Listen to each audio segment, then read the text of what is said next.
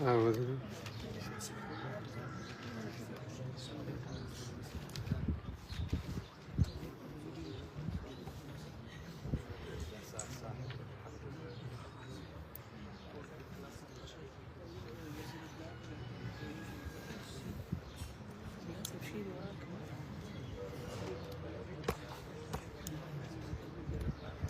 شايف وران شايفه.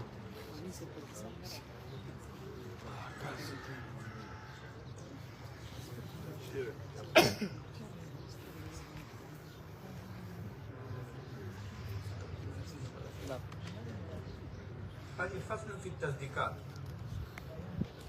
مخکې تصورات ذکر کړي، اوس تصدیقات ذکر کړي. تصدیقات معنا مصدقات. مصدقات یعنی هغه قضیې چې تصدیق تعلق یې ورسره دا ونه مراد. ولې؟ ځکه چې مقصد تصدیقاتو کې دا ده چې ته قیاس جوړ کړي، استقرار تمثیل، چې په دغه قیاس باندې تا تصدیق کړي، په دې استقرار تا تصدیق کړي، په تمثیل تا تصدیق کړي، چې دغه تصدیق نه تا حاصل کړي تصدیق په نتیجې. نو ته چې تصدیق په نتیجې حاصله دا مصدقه ده. تصدیق په قیاس کې وي دا مصدق. نو کار خو مصدقاتو سره ده. قیاس نه به نتیجه حاصله، استقرار نه به نتیجه حاصله. نو قیاس خو مصدق ده، متعلق تصدیق دی. یعنې تا به تصدیقي په قیاس بیا به تا نتیجې باندې تصدیق کوي. که تا په قیاس تصدیق نه شک کېږي بیا به نتیجې باندې تصدیق نه راځي، ځکه نتیجه خو قیاس تابع ده. که تا قیاس باندې وهم وي بیا نتیجې باندې وهم ده. چې قیاس صغرا کبرا مثلا نور تفسیر خدا کوي قیاسات وه.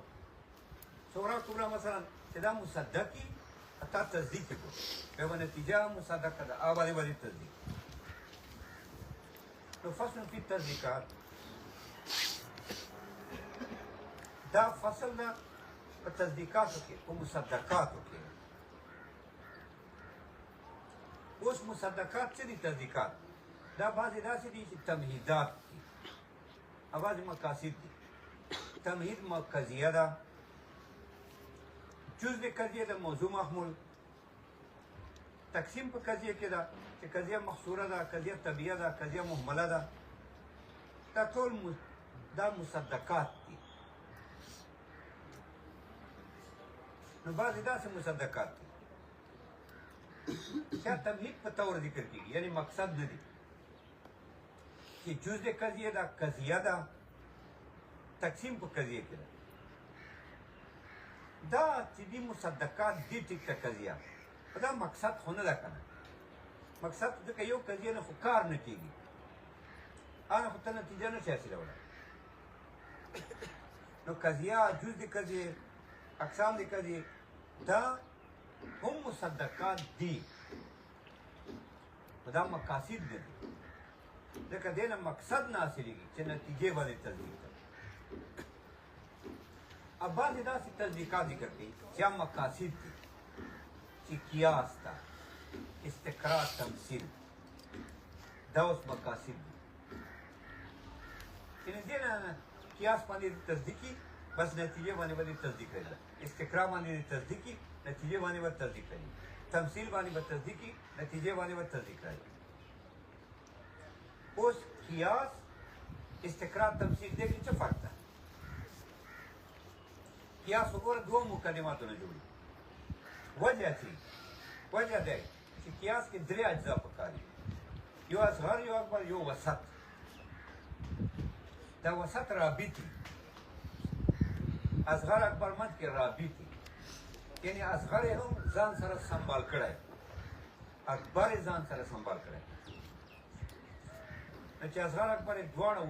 ونیسل، دواړه ونیسي، بس دا وسط چې لرې کې نتیجه پاتې. اصغر اکبر نتیجه یې کړه. لکه ته علم متغیر ده، هر متغیر حدیث. نو علم اصغر، متغیر اوسط، حدیث اکبر. نو علم دا اوسط ونیولی، ولې ونیولی؟ ځکه علم مبتدا ده که نه، او متغیر خبر ده. مبتدا فرد د خبرې، زید قائم، زید د قایم فرد ده کنه نو دا علم چې ده دا د متغیر فرد ده کلي فرد سره متحد دي دا متغیر عالم سره متحد ده او دا عالم دا د متغیر فرد ده داخل نه په متغیر ادم متغیر ته اکبر ثابت کړ چې کل متغیر حادث دا اکبر څه ده دا د اوسط په وجه متغیر په وجه په اصغر باندې حکم شو ځکه دغه متغیر د اوسط کې خو اصغر داخل اکبر په اوسط حکم شو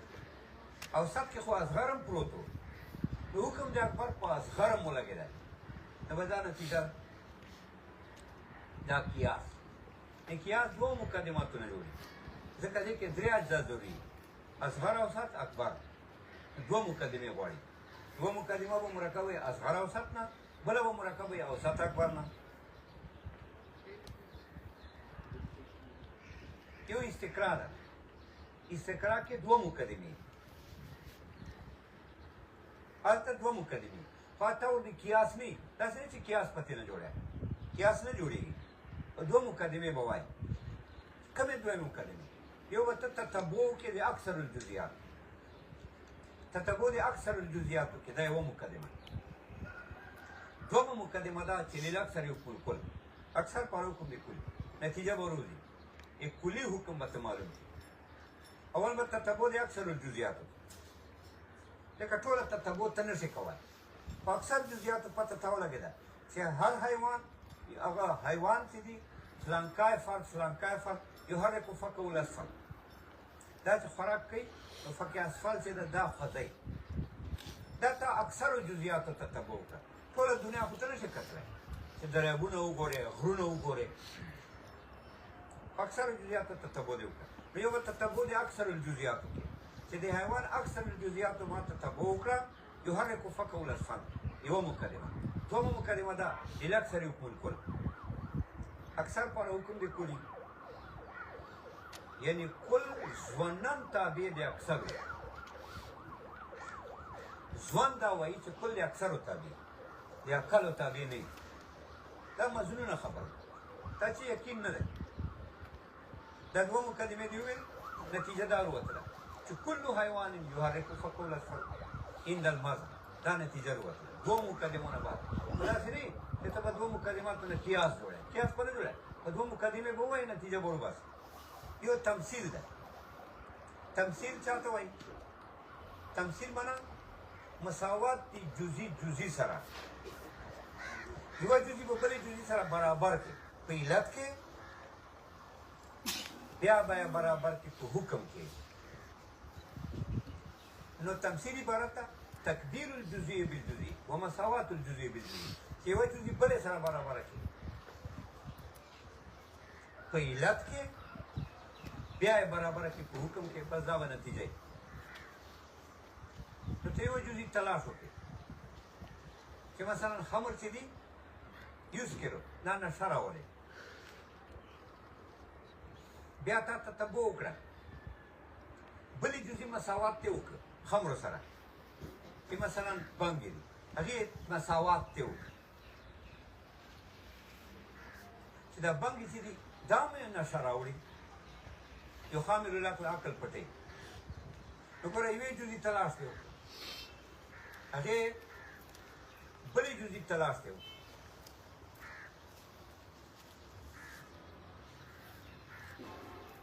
نو تا یوه جزئی بلې سره برابره کړه په علت کې علت یې دا ده چې هغه ښه چې دي خمر هغه هم عقل باندې دغه راوړي پرده راوړي ان هغه چې ده بنګې دا هم په عقل پرده راوړي نو تا مساوات کې یوې جزئی وکړه بلې سره تقدیر الجزئی بالجزئی یوې جزئی تقدیر باندې برابروالی مساوات تا یوه جزئی بلې سره برابره کړه په علت کې نو برابره به یې کې په حکم کې نو کوم حکم چې د یوې جزئی او د بلې جزئی دا دوه مقدمې شو یوه مقدمه ده چې مساوات جزئی به جزئی سره وکړي په علت کې دوه مقدمه ده چې مساوات په علت کې مستلزم د مساوات په حکم لره دا دوه مقدمه قیاس باندې جوړه چې صورا کبرا جوړه خدا سے وایي چې دا جزئی بلې سره برابر ده په علت کې یوه کوم شیان چې په علت کې مساوي او په حکم کې مساوي لہذا بانګ خمر سره په حکم کې مساوي دی حکم یې دا دی چې دا حرام دا کیسه شوه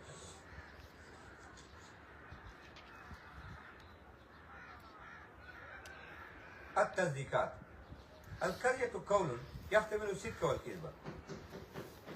اوس تصدیقات ته بیانوي نو سوال کوه چې دا وایي تصدیق ته دا بیانوي دا قضیه بیانوي قضیه خو تصدیق نه ده تصدیق خو ځان باور ته وایي جواب دا ده چې تصدیقات په معنا د مصدقاتو سره دي مصدقات یعنی متعلق التصدیق چا سره تصدیق تعلقي چې قضیه ده قضیه سره تصدیق تعلقي ده دا مصدقه ده دا قضیه بیانوي خو دا قضیه ولې بیانوي مقصود په تصدیقاتو خو قیاس ده استقرا تمثیل ده بیا دا یوه قضیه ولې بیانوي ځکه دا یوه قضیه چې ده دا مقدمه د قیاس ده دا موقوف علیه د قیاس ده قیاس خو دې نه جوړېږي که نه چونکې دا قضیه دا موقوف علیه د قیاس ده قیاس دې ته محتاج ده نو قیاس کې شروع چې کیا فرض دا ده چې اول قضیه کې وکړي چې قضیه خو وپېژنې چې قضیه وپېژنې دا موقوف علیه د قیاس ده قیاس خو قضایاونه جوړي نو ته چې قضیه وپېژنې بیا به قیاس پېژنې چې قضیه دې نه یې پېژندلې جز دې نه یې پېژندلی کل به څنګه پېژنې نو چونکې قضیه موقوف علیه ده چې دا جز د قیاس ده نو پکار ده چې ته موقوف علیه وپېژنې چې قضیه وپېژنې یا به قیاس وپېژنې قول یحتمل صدق والکذب قول په معنا د مرکب تام سره ده قضیه قول ده یعنی مرکب تام ده یو خو مرکب ناقصي غلام و زید ترکیب توصیفي ترکیب ذاتي نه قول په معنا د مرکب تام سره مرکب تام چاته وایي چې مخاطب ته فایده ورکړي څه شي فایده ورکړي د حکایت فایده ورکړي یا اظهار د شی جدید یا خو حکایت فایده ورکوي چې دا وایي چې دا کیسه ده یا اظهار د نوي شي حکایت دی لکه اضرب تام قضیه ده قول ده مرکب تام ده خو دا اظهار د نوي شي ده اضرب نو قول معنا مرکب تام نو دې سره مرکبات ناقصه ووته لکه غلام و زید ترکیب توصیفي ترکیب تأکیدي دا ووته ځکه قول په معنا د مرکب تام سره ده چې مخاطب ته فایده ورکړي څه شي فایده ورکړي د حکایت یا اظهار د شی جدید اوله جمله خبریه ده دومه جمله انشائیه ده نو دا قول په مرتبه د جنس کې ده دا جملې خبریه ته ورځي یا انشائیه ته ورځي قید یې ولګوو فصل یحتمل صدق والکذب داسې مرکب تام ده یحتمل صدق والکذب چې دا احتمال د صدق کذب لري ولې لري ځکه دا حکایتي مخکیان هونه کنه دا مرکب تام چې ده حکایتي مخکیان هونه به حکایت یا مطابق مخکیانو سره بیا صدق یا مطابق نه بیا کذب نو یحتمل صدق والکذب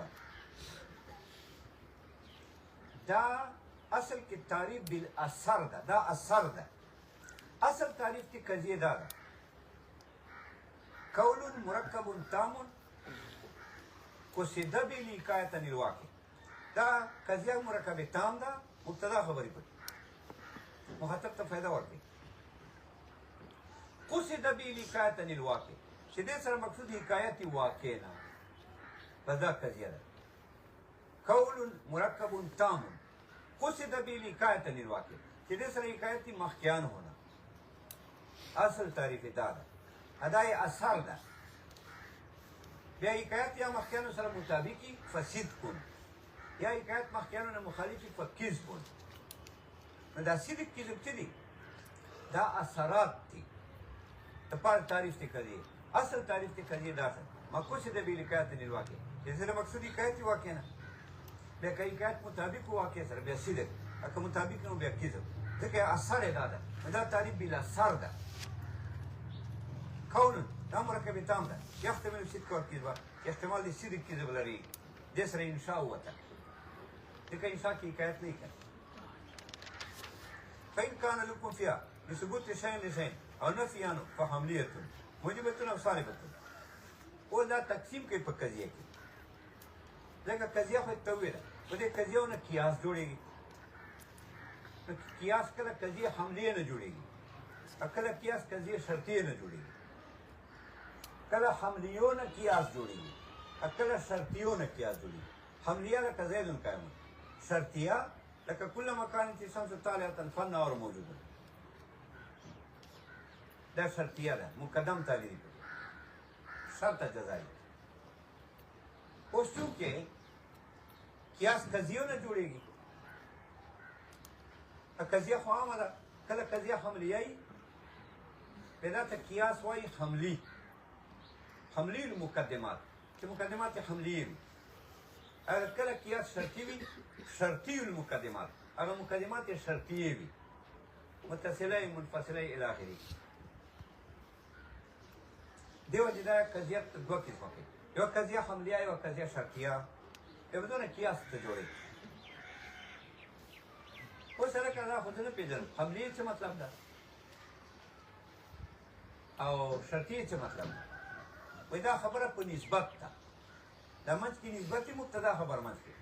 دا نسبت څه ده دا کله دا نسبت اتحاد لا اتحادي دا ته نسبت وایي یعنې طرفینو کې اتحادي په یو وجود موجود دي لکه زید قائم قائم د زید په وجود موجود ده اتحاد ده یا لا اتحاد لکه زید لیس بقائم نو که دا طرفین څه دي که په قضیه کې حکم نسبت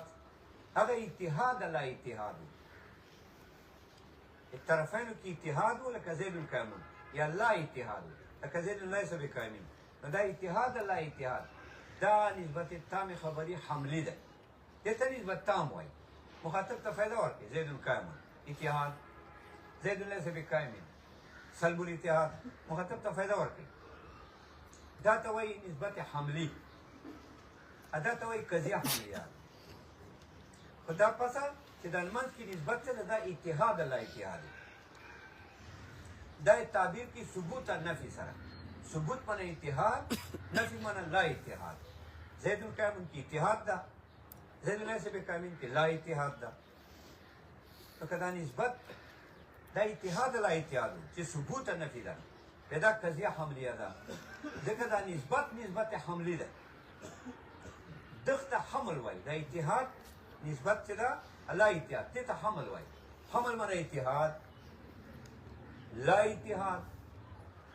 لا حمل دا قضیه حملیه ده که دا نسبت تامې خبرې څه ده چې دا نسبت تامې حکایتي دا اتحاد لا اتحاد نه بلکې دا تعلق خالی تعلق بس دا ته وایي نسبت شرطي تعلق دو قضیو منځ کې تعلق کل مکان چې شمس طالعة فالنهار موجود دا تعلق ده دا تعلق دو قسمه ده کله تعلق تی اتصالي کله تعلق تی انفصالي کله تعلق تی اتصالي اتصال څه معنی چې یوه قضیه یې بله وي کل مکان چې شمس طالعة فالنهار موجود النهار موجود شمس طالعة منځ کې تعلق ده کنه دا تعلق کوم تعلق دی اتصال څه معنی چې یوه قضیه یې بله وي کله تعلق تی انفصالي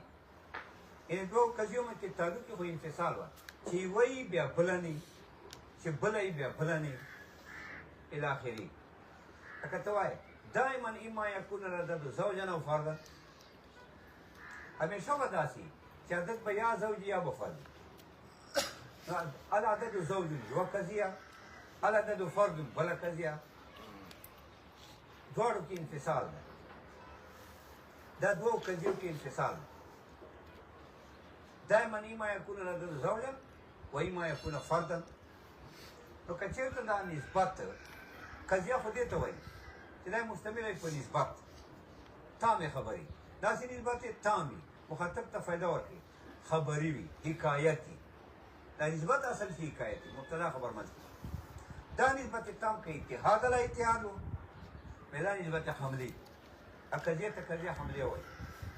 که دغه نسبت تامې خبرې دا علاقه وه تعلق و بیا تعلق ته اتصال و چې یو نسبت یې بلي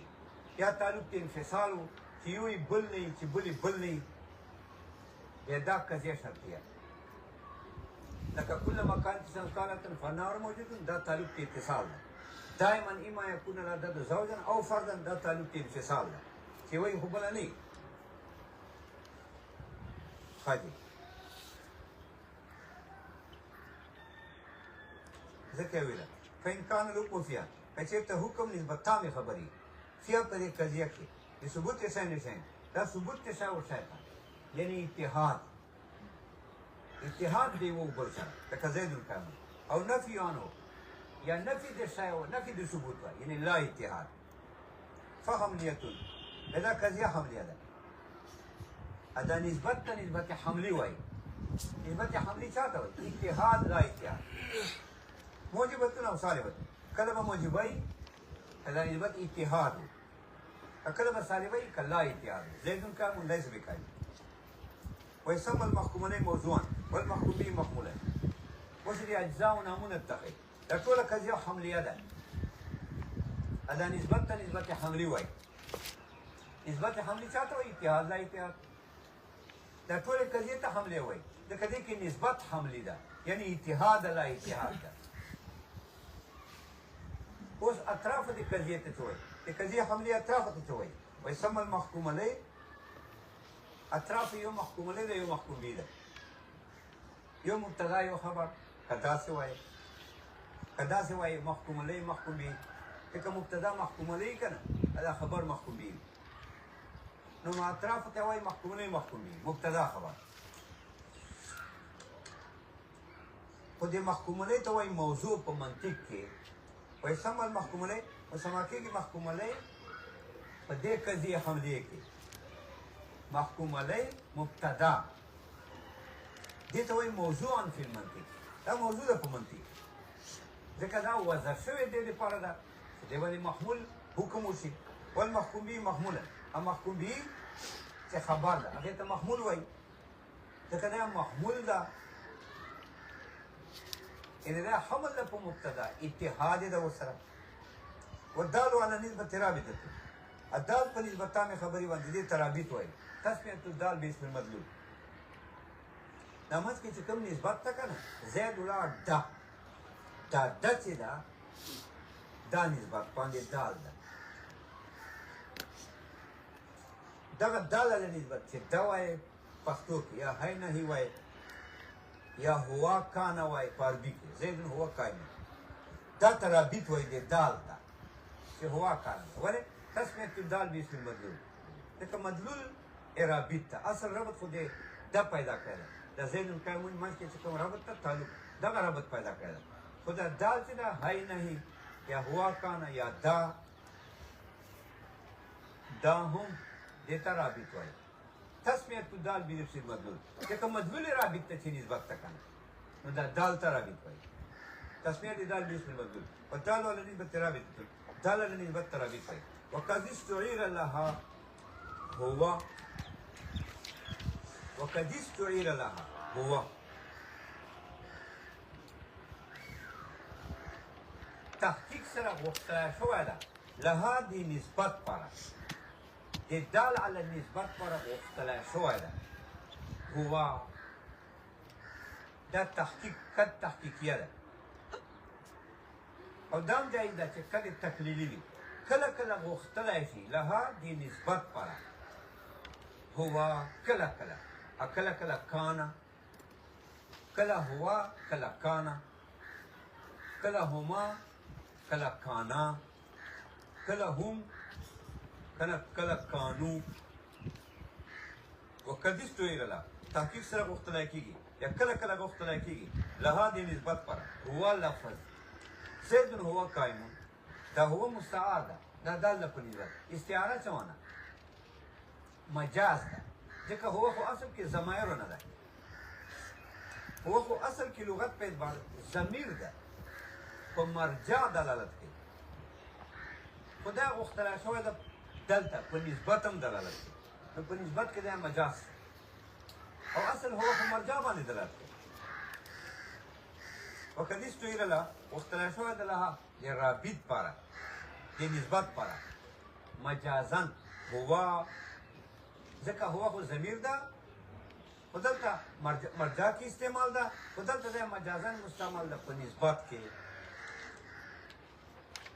وإلا فشرطیت اکه دا حکم د اتحاد الله اتحاد نو تعلق بس داسې به وایي وإلا که اتحاد الله اتحاد نو تعلق فشرطیت بیا قضیه شرطیه ده ځکه شرط جزا منځ کې تعلق اتحاد نه ولې اتحاد نه ځکه خو شرط هم قضیه وي دا جزا یې هم قضیه وي ځان ته قضیه وي یوه قضیه بلې سره اتحاد نه قبلوي ځکه مبتدا یې بېله وي خبر یې بېل وي نسبت یې بېل وي بېل پردي شیان دي نو پردیو منځ کې خو اتحاد نه راځي که وإلا فشرطیت اکه دا نسبت اتحاد نه و علاقه وه تعلق و بیا دا قضیه شرطیه ده شرطیه ولې ده ځکه دا نسبت چې ده متخلل ده شرط جزا منځ کې ځکه ورته شرطیه وایي خو دا نسبت اتحاد نه ده ولې نه ده ځکه یو طرف ته قضیه ده بله قضیه ده یوه قضیه بلې نه مباینه وي پردی مبایناتو کې اتحاد نه راځي دوه مباین شیان خو اتحاد نه قبلوي یو تعلق راتلی شي وإلا که دا نسبت اتحاد دی لا اتحاد نه و ځکه طرفین قضیې وي قضیه بلې سره اتحاد نه قبلوي بلکې دا نسبت چې ده تعلق و فشرطیت دا قضیه شرطیه ده ځکه یو جزء شرط ته بلې جزا ده ویسمى الجزء الأول مقدما جزء اول ته مقدم وایي ولې لتقدمي ځکه دا مخکې کړي والثاني تالیا دوم ته تالي وایي ښایي لاندې راسي شرطالي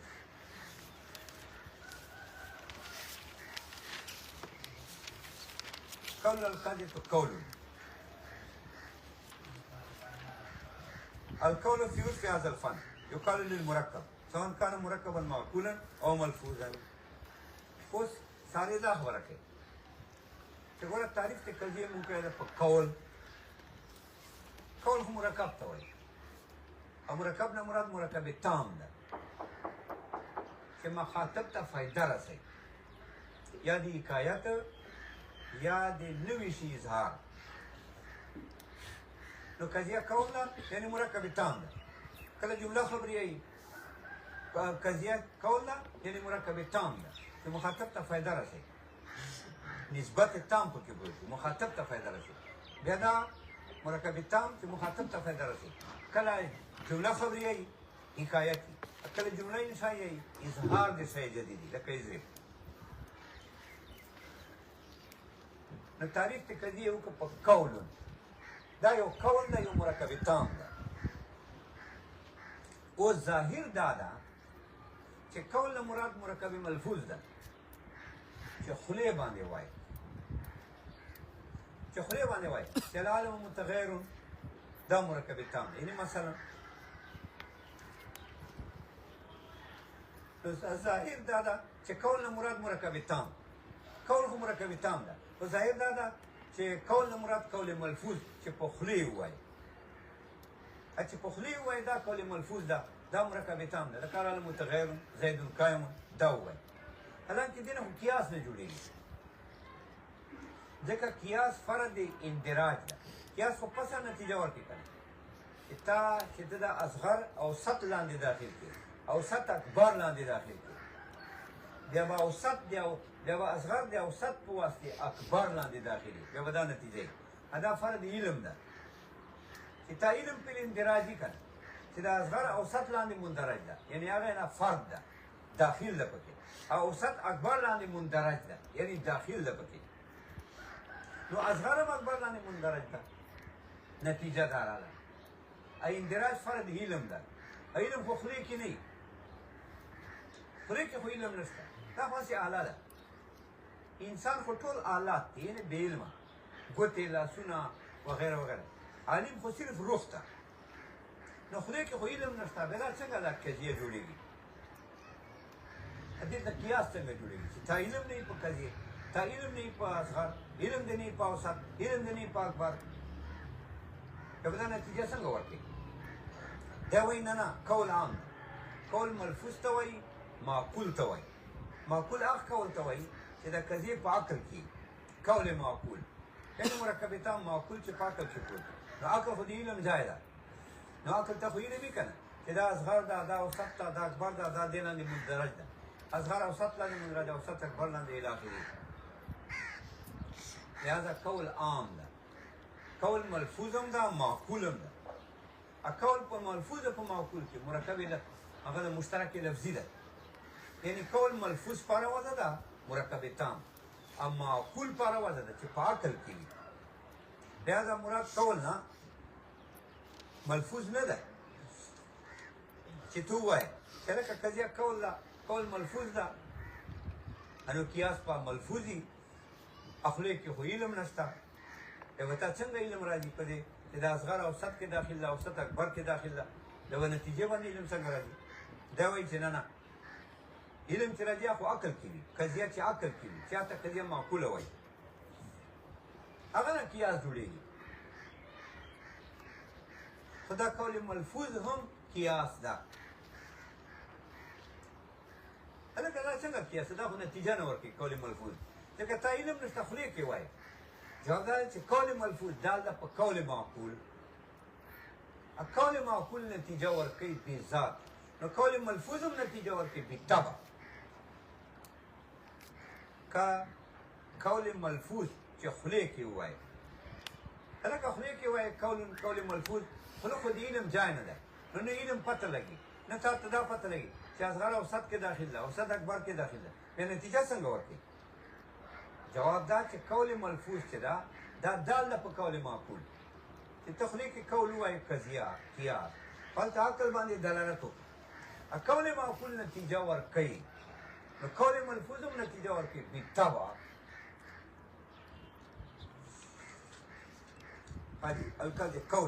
القول في عرف هذا الفن يقال للمركب. قول په عرف د منطق کې مرکب ته وایي، او مرکب نه مراد مرکب تام چې مخاطب ته فایده رسوي، د حکایت یا د اظهار د شی جدید. سواء کان مرکبا معقولا او ملفوظا، بیا دا مرکب عام ده، مرکب معقولی که ملفوظي. اوس سوال وکړه چې لکه مرکب معقول خو ټیک ده، دا خو نتیجه ورکوي، ځکه چې په عقل کې د مرکب قیاس، نو عقل خو عالم ده، نو عقل ته علم شته چې دا اصغر ده، دا اوسط ده، دا اکبر ده، اصغر اوسط کې داخل، اوسط اکبر کې داخل، داخل په داخل کې داخلي، نتیجه یې ورکړه. خو دا ملفوظ چې ده خولې کې چې ده، دا خو د علم ځای نه ده خوله، دلته نتیجه څنګه ورکوي؟ چې تا علم نشته خولې کې، بیا په دې خبرې چې دا اصغر ده، دا اوسط ده، دا اکبر ده، خولې ته خو دا پته نه لګي، نه دا پته لګي چې دا دې نه فرد ده، دا دې کې داخل ده، اصغر اوسط کې داخل ده، اوسط اکبر کې داخل ده، خولې ته خو پته نه لګي، دا څنګه نتیجه ورکوي؟ دا څنګه معتبر ده؟ دی وایي نه نه سواء کان مرکبا معقولا او ملفوظا، مرکب عام ده، که عقل کې وي که لفظ کې وي، چې عقل کې وي هغه نتیجه ورکوي، چې ملفوظ یې په خولې ووایي دا نتیجه ورکوي بالواسطه، ځکه دا خولې کې قول دال ده په عقلي قول باندې، عقلي قول قیاس چې وي هغه نتیجه ورکوي، نو خولې ولې نتیجه ورکوي؟ بالواسطه، واسطې د عقل. سواء کان مرکبا معقولا او ملفوظا، فالتعريف يشمل القضية المعقولة والملفوظة. التعريف څه ده؟ چې قول يحتمل الصدق، دا قضیه معقوله ته وایي چې په عقل کې وي، مبتدا خبر نسبت. قضیه ملفوظه ته وایي يحتمل الصدق والكذب، قیاس ملفوظ ته وایي، معقول ته وایي. يحتمل الصدق والكذب، دا قضیه تعریف ته تکړه ده. ما ترتیلو چې قضیه دوه تعریفه دي، یو تعریف دا ده قضیه مقصود به حکایت عن الواقع، چې دې سره مقصود حکایت واقع نفس الامر نه، قضیه دې ته وایي چې دې کې حکایت واقع نه، دا اصلي تعریف دا ده. ادای اثر ده چې حکایت واقع نه وي، بیا به دا مطابق واقع سره بیا صدق، یا به مطابق نه واقع سره بیا کذب، نو دا صدق کذب دا اثر د تعریف ته قضیه دي، او اصل تعریف ته قضیه دغه ده چې په دې کې حکایت واقع نه، دا شوه ځکه یې وویله القاضیه یحتمل الصدق والکذب الصدق والمطابقة الواقع صدق چاته وایي مطابقت د حکایت ته واقع سره هغه حکایت مبتدا خبر نسبت شي چې دا واقع سره مطابق وي والکذب هو لا مطابقت الکذب عبارت ته نه مطابقت چې حکایت نه مطابق واقع سره وهذا المعنى لا يتوقف معرفته على معرفة الخبر والكذب فلا يلزم الدور اعتراض ده چې لکه دا قضیې تعریف تا وکړه په یحتمل الصدق والکذب نو قضیه موقوف ده په تعریف ځکه دا قاعده ده چې معرف موقوف په تعریف لکه ته کلمې تعریف کړه لفظ موضع عالمانه نو کلمه معرف ته لفظ موضع تعریف ته معرف موقوف ته په تعریف داسې قضیه معرف ته یحتمل الصدق والکذب تعریف ته او معرف موقوف په تعریف دلته دا تعریف پیدا ده یحتمل الصدق والکذب دا تعریف کې صدق کتري ژبه راغلی ده صدق کذب خو واپس په قضیه موقوف ده صدق کذب خو واپس په قضیه موقوف ده ولې ځکه صدق معنا مطابقت د قضیه د واقع سره کذب معنا عدم مطابقت د قضیه د واقع سره نو صدق کذب کې بیا قضیه راغله نو قضیه تعریف کې راغله ده صدق والکذب او بس دا یو ټکی قضیه تعریف کې راغله ده صدق کذب نو قضیه په صدق کذب موقوفه صدق کذب تعریف کې څه راغله قضیه بیا راغله ده صدق څه معنا قضیه چې مطابق واقع سره کذب څه معنا چې قضیه نه مطابق واقع سره دا خو دور راغی یو بل باندې موقوف شو دا وایي نه سړیا دا معنا نه ده قضیه صدق چاته وایي مطابقت واقع سره یعنی مطابقت نسبت ته واقع سره کذب چاته وایي عدم مطابقت نسبت ته واقع سره